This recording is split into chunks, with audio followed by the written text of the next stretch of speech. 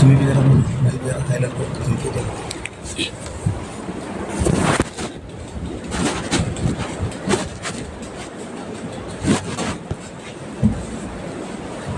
तुम्ही ये बोला सच है.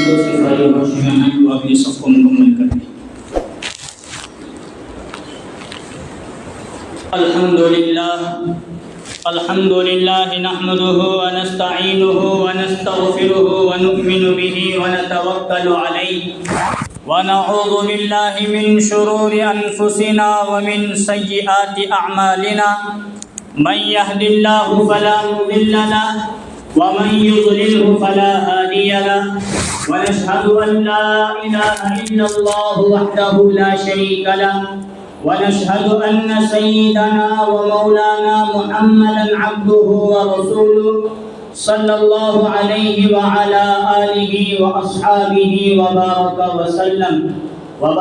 وسلم تسليما كثيرا أما بعد فأعوذ بالله من الشيطان الرجيم بسم الله الرحمن الرحيم ولا تقولوا لمن يقتل في سبيل الله أموات بل أحياء ولكن لا تشعرون وقال النبي صلى الله عليه وسلم لا يؤمن أحدكم حتى أكون هواه تبعا لما جئت به أو كما قال عليه الصلاة والسلام صدق الله العظيم وصدق رسوله النبي الكريم رب اشرح لي صدري ويسر لي أمري واحلل عقدة من لسانی یفقهوا قولی. ایک مرتبہ نبی اکرم صلی اللہ علیہ وسلم پر درود شریف پڑھ لیجیے. اللہم صلی علی محمد وعلی آل محمد کما صلیت علی ابراہیم وعلی آل ابراہیم انک حمید مجید. اللہم بارک علی محمد وعلی آل محمد كما باركت على إبراهيم وعلى آل إبراهيم إنك حميد مجيد. محترم بزرگوں اور عزیز دوستوں، اللہ تبارک و تعالیٰ کا احسان، اللہ کا فضل اور اللہ کا کرم ہے کہ اللہ تبارک و تعالیٰ نے ہم تمام کو نماز جمعہ کے لیے مسجد جلد سے جلد آنے کی توفیق نصیب فرمائی. جو باتیں کہیں جائیں اللہ تعالی ہم تمام کو اس پر عمل کرنے کی توفیق نصیب فرمائے. کون سا مہینہ شروع ہے؟ محرم. کون سا؟ محرم. محرم الحرام کا مہینہ شروع اور تاریخ 5 تاریخ. سچی آگے جو بھاگ پیچھے بیٹھے ہیں آگے بیچ میں بہت جگہ خالی ہے. ہم آگے اگر معذور ہیں پھر ٹیک وغیرہ چلے گا، بلکہ جمعہ کے دن ٹیک لگا کر سوئے تو نماز جمعہ بھی جائے گی، وضو تو ٹیک، اس لیے ٹیک بھی نہ کرے. کون سا مہینہ؟ محرم الحرام کا مہینہ اور تاریخ 5 تاریخ ہے محرم الحرام کی. اسلامی تاریخ اردو تاریخ کے اعتبار سے دیکھا جائے تو سال کی ابتدا اردو مہینے اردو تاریخ کے اعتبار سے کب ہوتی ہے؟ محرم سے، اور انتہا ذی الحجہ پر. یعنی جو ابھی محرم سے پہلے بقرہ عید کا مہینہ، قربانی کا مہینہ، حج کا مہینہ، ذی الحجہ کا مہینہ گزرا، وہ آخری مہینہ سال کے اعتبار سے، اور محرم کا مہینہ سال کے اعتبار سے پہلا. اور محرم کا مہینہ آتا ہے بلکہ بقرہ عید گزر جاتی ہے تو ہمارے دل و دماغ میں ایک بات یہ رہتی ہے کہ محرم کا مہینہ آ رہا ہے، محرم کی فلاں تاریخ کو حضرت حسین رضی اللہ عنہ کی شہادت ہوئی.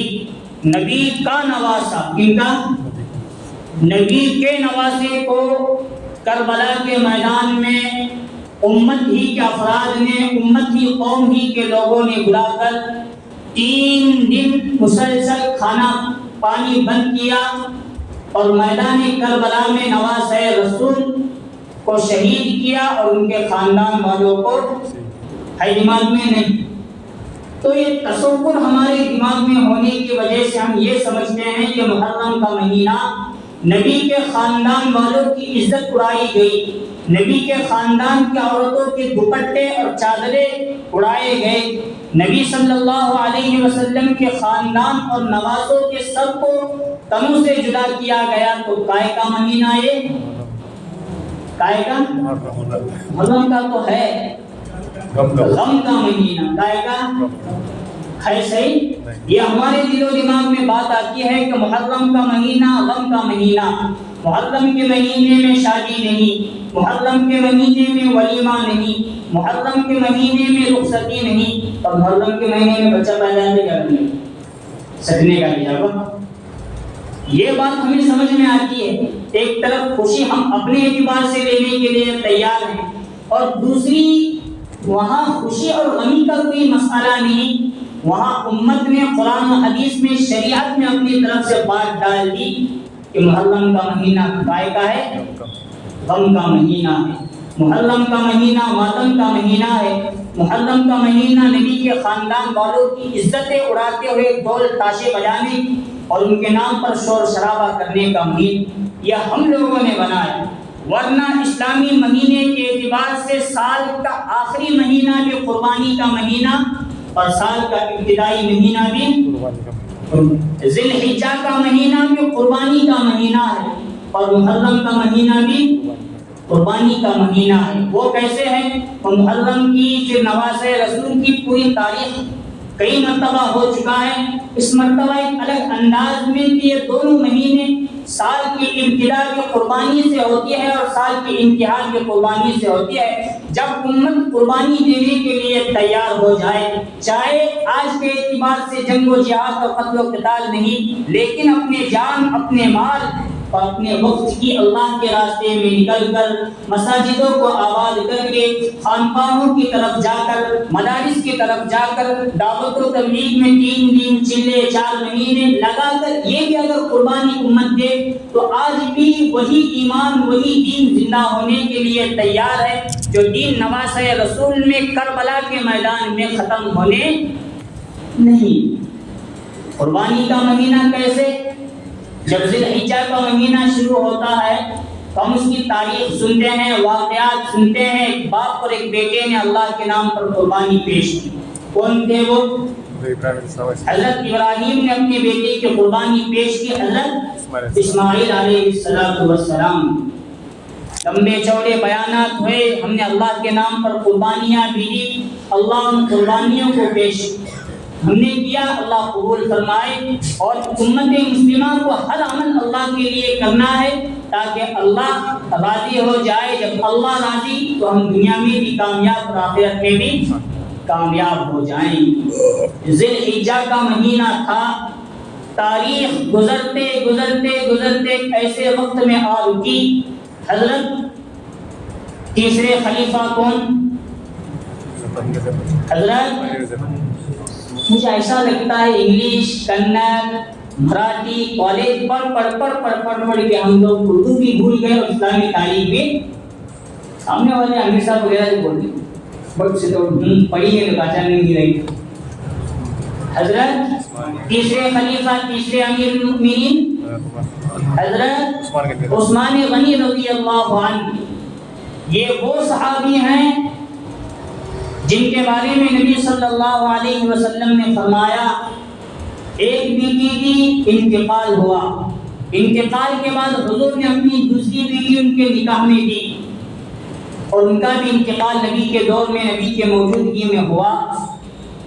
تو حضور نے فرمایا، حضرت فاطمہ کا نکاح اس وقت ہو چکا تھا غالباً، حضور نے فرمایا عثمان، محمد ابن عبداللہ صلی اللہ علیہ وسلم کی اور بیٹیاں ہوتی یکے بعد دیگرے میں عثمان کے نکاح میں دیتا۔ عثمان تم ذی النورین ہو، تم دو نور والے ہو، نبی صلی اللہ علیہ وسلم کے دو بیٹیوں کے اعتبار سے داماد، نبی صلی اللہ علیہ وسلم کے بہت قریب، نبی صلی اللہ علیہ وسلم نے کتابت وحی کا کام حضرت عثمان غنی رضی اللہ عنہ کے سپرد کیا تھا۔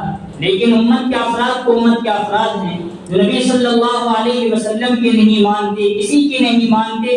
ایک وقت وہ آیا مکمل 12 سال تک حضرت عثمان غنی رضی اللہ عنہ خلافت پر رہے اور امیر المؤمنین بن کر دین اسلام کا پرچم پوری دنیا میں لہراتے رہے. لیکن امت کے افراد نے وہ کارنامہ انجام دیا اس وقت سے لے کر آج تک، اور آج سے لے کر صبح قیامت تک حضرت عثمان جیسا مظلوم شہید ہونے والے شخص کوئی نہیں گزرے.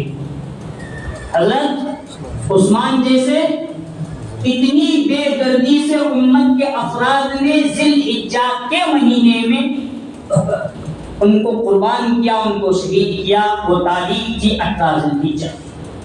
40 دن ان کے گھر کا محاصرہ کیا گیا. 40 دن تک ان پر پانی اور کھانے کو بند کیا گیا. وہ بند کرنے والے صحابہ نہیں تھے، وہ بند کرنے والے صحابہ نہیں تھے، وہ بند کرنے والے وہ تھے جو نبی کے ناموس کو ذلت اور رسوائی تک لے جانے والے تھے. وہ پہلا قدم وہ لوگ رکھ رہے تھے حضرت عثمان کی جان پر، اور ان کا آخری قدم تھا نبی صلی اللہ علیہ وسلم کے نواسے حضرت حسین رضی اللہ عنہ کی گردن اور کاٹنے تک، ان کو ذبح کرنے تک. ابتدا یہاں سے ہوتی ہے. ذی الحجہ کا مہینہ اور ذی الحجہ کی 18 تاریخ اور اس سے پہلے مکمل 40 دن تک حضرت عثمان غنی رضی اللہ عنہ پر کھانا بند، پانی بند، ان کو اپنے گھر کے اندر قید کیا گیا. اور عثمان تو وہ عثمان ہیں. غزوہ تبوک کے موقع پر حضرت ابو بکر نے اپنا مال پیش کیا، نبی صلی اللہ علیہ وسلم نے قبول فرمایا.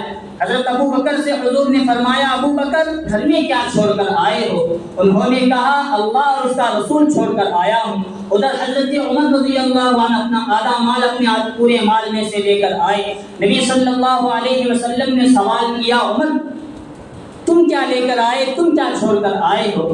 حضرت ابو بکر اپنا جواب دے چکے کہ حضرت عمر نے جواب دیا آدھا مال گھر والوں کے لیے چھوڑ کر آیا ہوں اور آدھا مال اللہ کے راستے میں اللہ اور اللہ کے نبی کو راضی کرنے کے لیے آیا ہوں. حضرت عثمان غنی رضی اللہ عنہ نے تمام جنگوں میں اور خاص طور پر غزوہ تبوک کے موقع پر اتنا مال پیش کیا، اتنا مال پیش کیا، اتنا مال پیش کیا. صحابہ میں سب سے زیادہ اللہ کے نام پر مال لگانے والے یہی صحابی.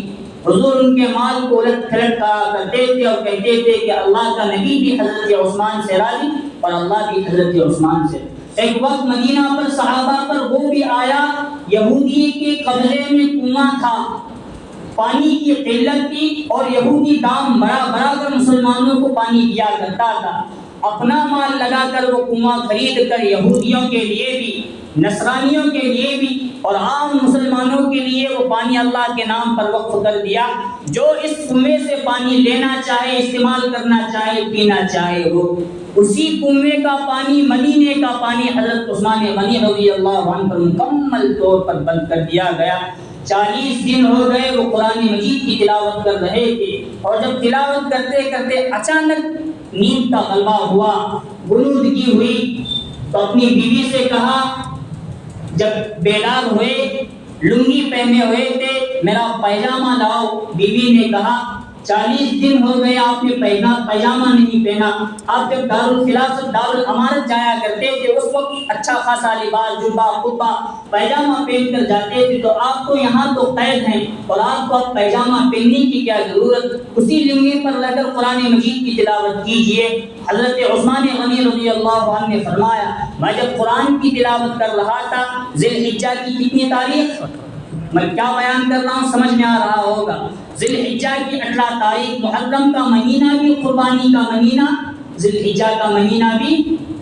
وہاں ذی الحجہ کے مہینے میں حضرت ابراہیم اور حضرت اسماعیل نے قربانی دی. ذی الحجہ کے مہینے میں حضرت عثمان غنی رضی اللہ عنہ قربانی دینے کے لیے تیار ہیں. پیجامہ پہن کر پھر قرآن مجید کی تلاوت شروع کرنے لگے.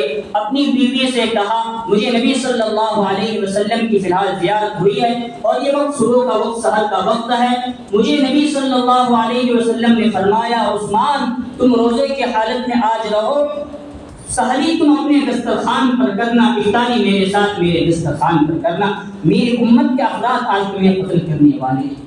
شام ہوتے ہوتے ہوتے وہ وقت آیا حضرت علی رضی اللہ عنہ نے پہرے داری کے طور پر حضرت حسین اور حضرت حسین رضی اللہ عنہما کو ٹھہرا دیا. حضرت عثمان تک کوئی ظالم شخص ان کے جسم تک بھی نہ جا پہنچے. ان کی حفاظت کے لیے لگے رہنا. وہ حفاظت کرتے رہے, وہ بھی زخمی ہو رہے, بہت سارے صحابہ زخمی ہوئے, لیکن امت کے کچھ بدبخت افراد پیچھے راستے سے ہو کر حضرت عثمان غنی رضی اللہ عنہ کے قتل کرنے کے لیے, شہید کرنے کے لیے ان کی چھت کو پھاڑ کر ان کے گھر میں پھلانگ لگا کر وہ اندر آ گئے. حضرت عثمان قرآن مجید کی تلاوت کر رہے تھے. فَسَيَكْفِيكَهُمُ اللَّهُ وَهُوَ السَّمِيعُ الْعَلِيمُ. اس آیت تک پہنچے تو ظالموں نے وار کیا تو ان کی بیوی نے اپنے ہاتھوں پر اسے روکا, ان کا ہاتھ اور ان کی انگلیاں کٹ گئی. حضرت عثمان رضی اللہ عنہ قرآن مجید کی تلاوت کرتے رہے.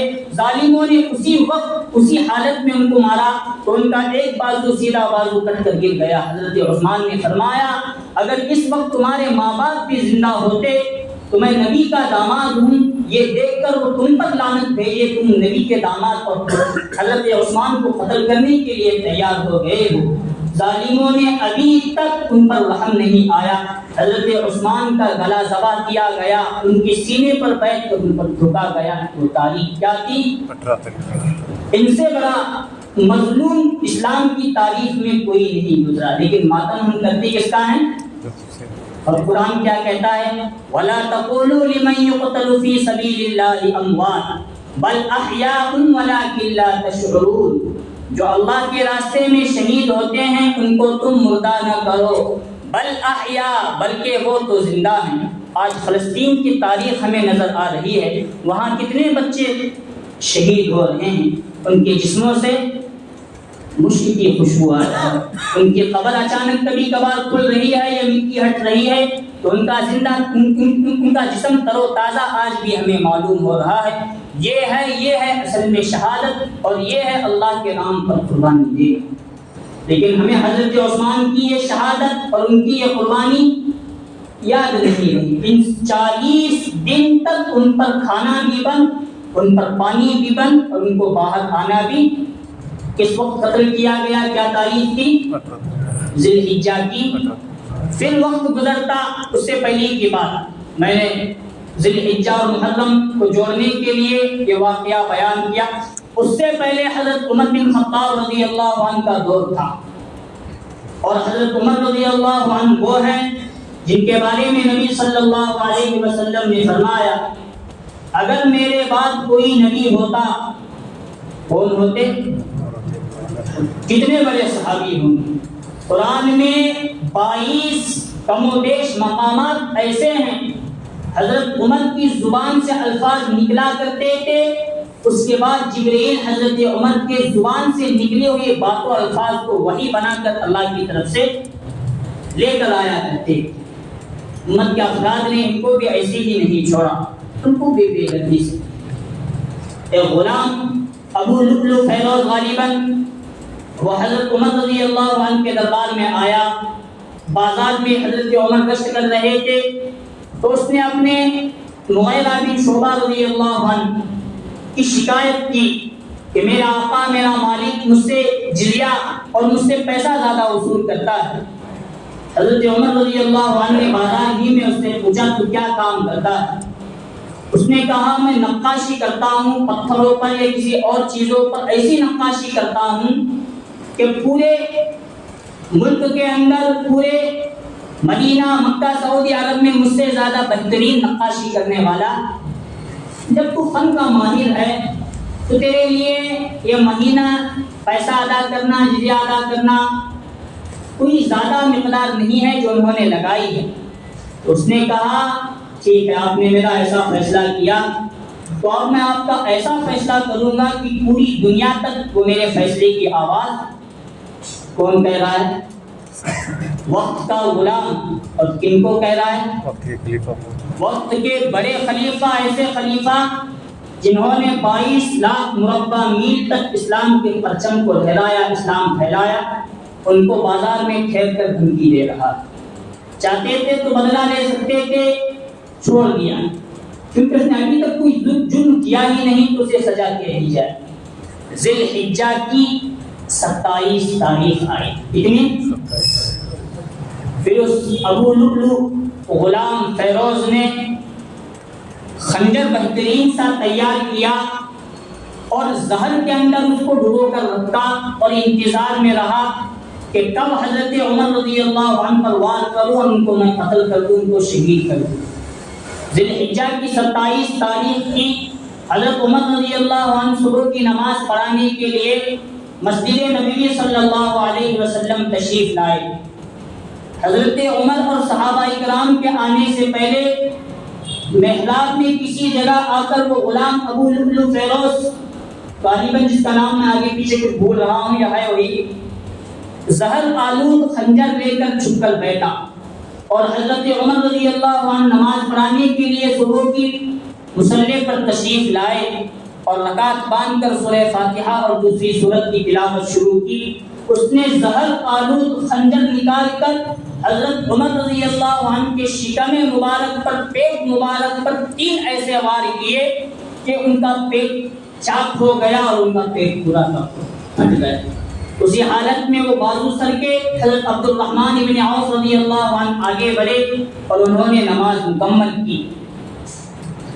4 دن اسی حالت میں 27، 28، 29، 30 محرم، 30 ذی الحجہ گزری۔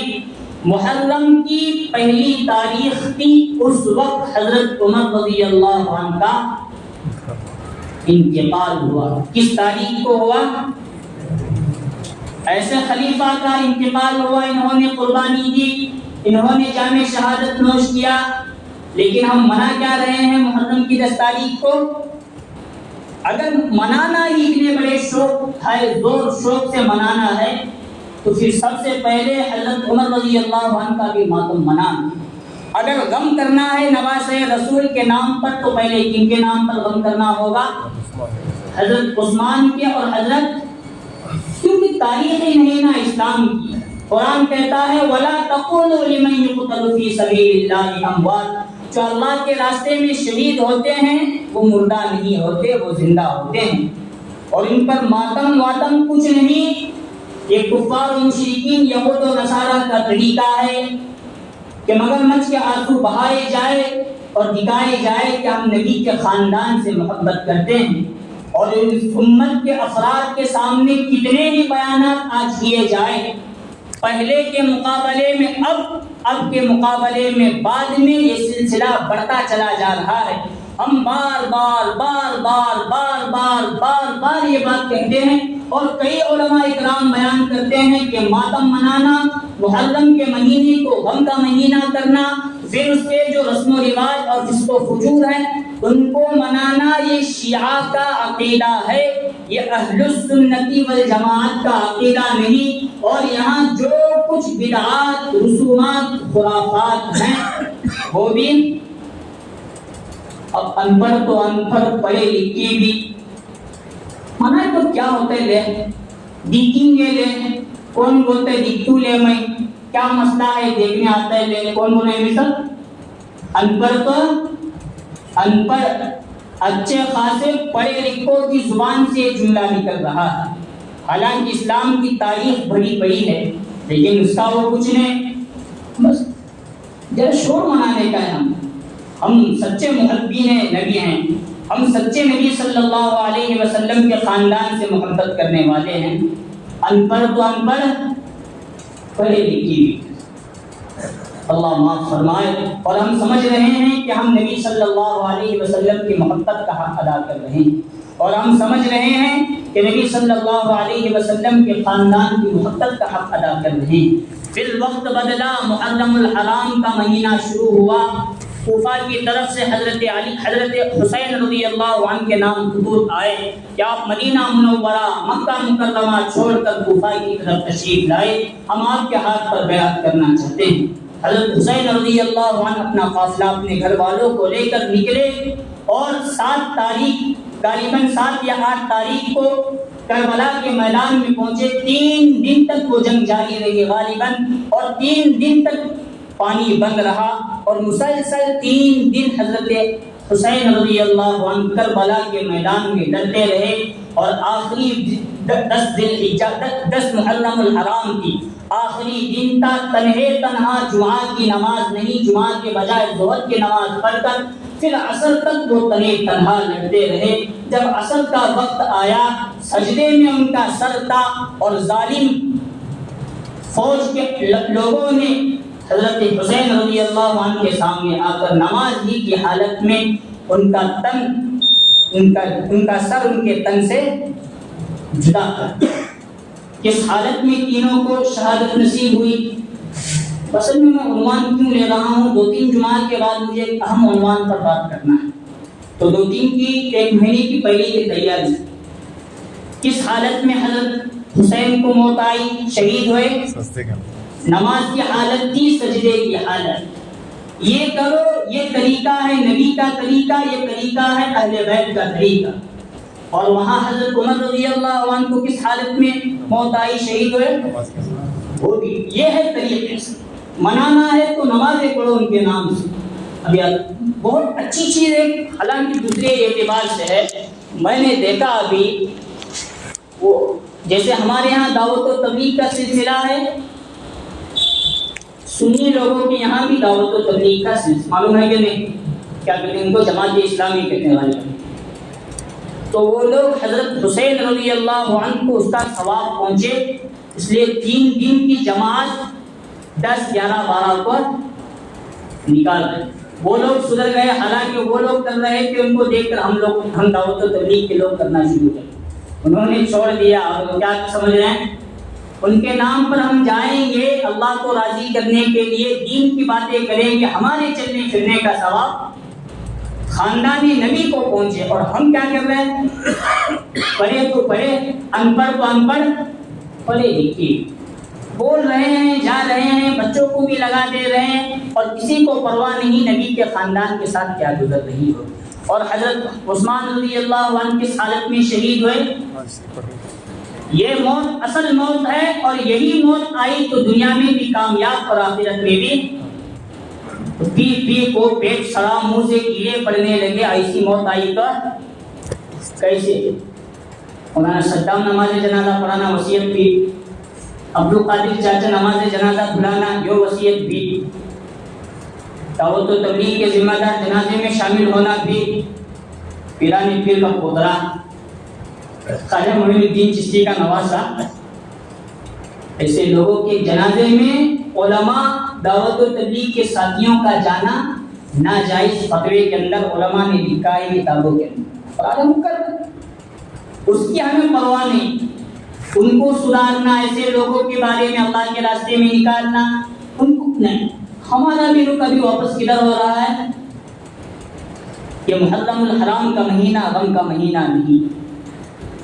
اور جب حضرت حسین رضی اللہ عنہ کربلا کے میدان میں شہید ہوئے، کوفہ کے سڑکوں پر یزیدی لوگ خنجر، تیر، تلوار لیے ہوئے کھڑے تھے، اور بیچ راستے سے امام زین العابدین جو میدان کربلا میں جنگ میں تو آئے تھے، لیکن جنگ لڑنے کے لیے میدان میں نہیں آئے، اس لیے کہ وہ بیمار تھے۔